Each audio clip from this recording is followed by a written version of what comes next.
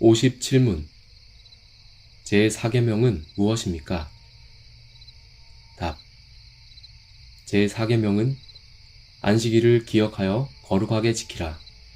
엿새 동안은 힘써 내 모든 일을 행할 것이나 일곱째 날은 내 하나님 여호와의 안식일인즉 너나 내 아들이나 내 딸이나 내 남종이나 내 여종이나 내 가축이나 내 문 안에 머무는 객이라도 아무 일도 하지 말라. 이는 엿새 동안에 나 여호와가 하늘과 땅과 바다와 그 가운데 모든 것을 만들고 일곱째 날에 쉬었음이라.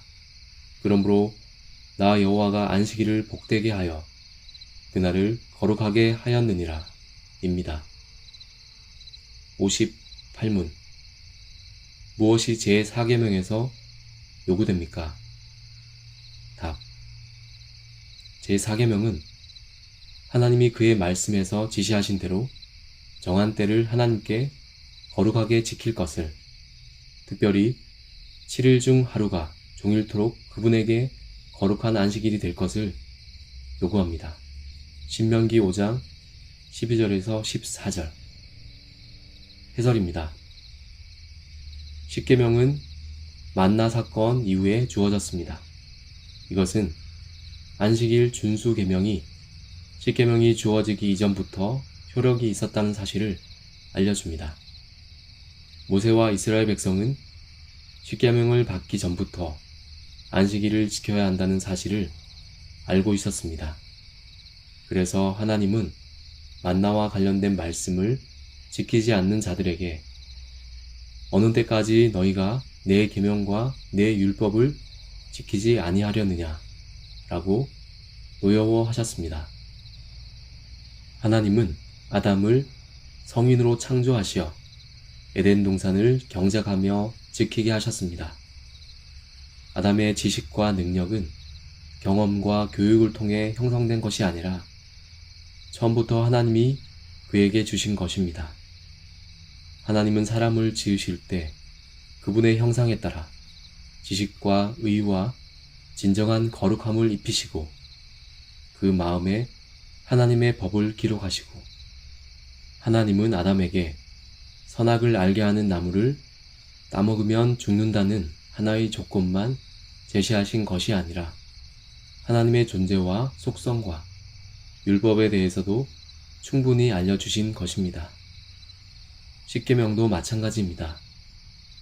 십계명은 아담 때부터 있었던 하나님의 율법을 하나님이 10가지로 축약해서 주신 것이지 이스라엘 백성이 전혀 듣거나 보지도 못한 생소한 율법을 새삼스럽게 강요한 것이 아닙니다. 아담은 물론이고 세세의 계열로 이어지는 아담의 후손들도 안식일에 대해서 알고 있었습니다.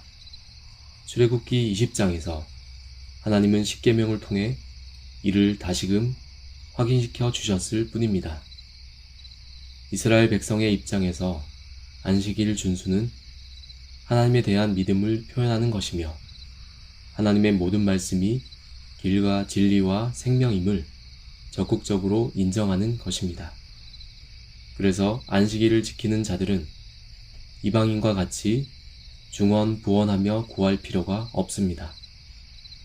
하나님이 우리에게 정말로 필요한 것을 적당한 때 주시는 분이심을 인정하는 사람은 안식일을 지키기 때문입니다. 오늘날 우리는 주일을 지킴에 있어서 이 의미를 더욱 분명하게 해야 합니다. 우리는 주일을 지킴으로써 공중의 새와 들의 백합화도 돌보시는 하나님이 그분의 자녀인 우리를 신실하게 먹이고 입히신다는 사실을 깊이 새겨야 합니다. 그래서 이방인들이 구하는 먹을 것, 입을 것이 아니라 하나님의 나라와 의를 먼저 구하는 삶을 살아야 합니다. 또한 갈수록 염려와 불안이 커져가는 세상 속에서도 내일이 하나님의 영역인 줄을 알고 염려를 내려놓아야 합니다. 오늘 일만 적당히 염려하고 안식일에는 무조건 쉬어도 모든 것이 합력하여 선을 이룬다는 것을 믿어야 합니다. 안식일 법은 우리를 귀찮게 하고 자유를 제한하는 법이 아니라 우리를 자유롭게 하고 쉼을 주는 율법입니다. 앞서 소요리 문답 40문을 통해서 살펴보았듯이 율법은 도덕법, 의식법, 시민법으로 나뉩니다. 도덕법은 하나님의 속성이 반영된 하나님의 영원한 율법으로 시간과 장소에 상관없이 유효합니다. 의식법은 실제이신 예수 그리스도가 이 땅에 오셨으므로 폐지되었고, 시민법도 그 정신의 정당성은 살아있습니다. 그렇다면 안식일 준수를 명하는 제4계명은 도덕법, 의식법, 시민법 중 어디에 속할까요? 이 구분에 따라서 안식일이 오늘날 갖는 의미가 달라질 것입니다. 그런데 앞서 우리는 도덕법이 십계명에 요약되어 있음을 살펴보았습니다. 십계명은 구약시대에만 유효한 의식법이 아니라 지금도 신자들이 지켜야 하는 도덕법입니다. 그런데도 십계명의 다른 계명들은 모두 도덕법이라고 생각하면서 제4계명만은 의식법으로 생각하는 사람들이 있습니다. 이래서 3계명과 뒤에 나오는 다른 계명들은 보편적으로 지켜야 하는 법들임이 틀림없지만 안식일 준수는 제사나 할례, 유월절처럼 구약시대에만 유효한 것처럼 보이기 때문입니다. 여기서 다시 한번 짚어야 할 사실은 제4계명이 우리가 하고 싶은 일들을 가로막으면서 우리의 자유와 권리를 제한하는 법이 아니라는 점입니다. 오히려 안식일 계명은 일주일 중 하루를 거룩히 보내는 것에만 신경 써도 먹고 사는데 지장이 없음을 알게 해 우리의 자유와 권리를 보장해 줍니다. 만약 제4계명이 구약에만 유효하다면 신약 시대의 신자들은 이러한 혜택을 누리지 못하게 됩니다.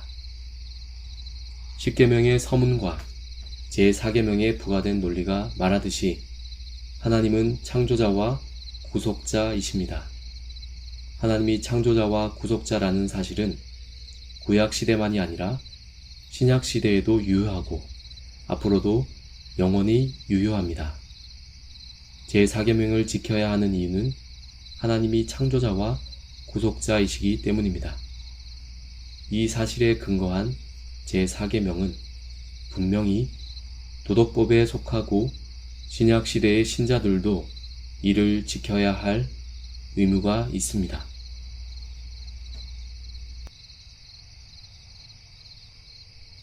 내가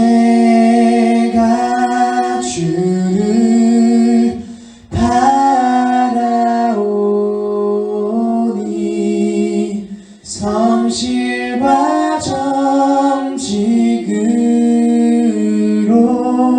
나를